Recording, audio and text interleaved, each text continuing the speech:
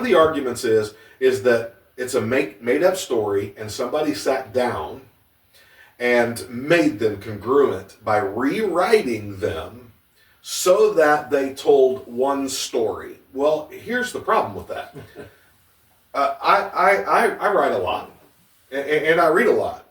But can you imagine having to have a person or a group of people that coordinates a particular storyline together and then sits down and rewrites so that they can cover these 25,000 manuscripts, 13 to 25,000, depending on the number that you have, so that they all look and read the same way?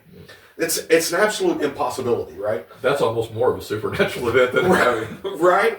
And then you begin to say, well, okay, well, if they did that to make it true, they wouldn't just, because this is 1,500 years they would have to cover. Exactly. 40 different authors, different writing styles, 3 different continents. But now you begin to say, but there's early church writings. There's that, remember, eyewitness of eyewitnesses. There's guys like Pliny the Younger, but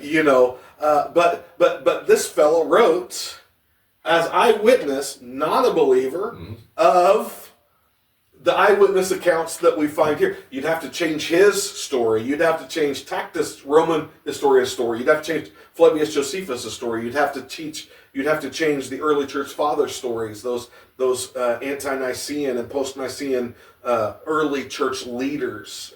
You'd have to change everybody's because they all point back to the validity of this word, and that's really something that would be completely impossible, right? And that's where I think when you look at what we're talking about, we talk about the Bible.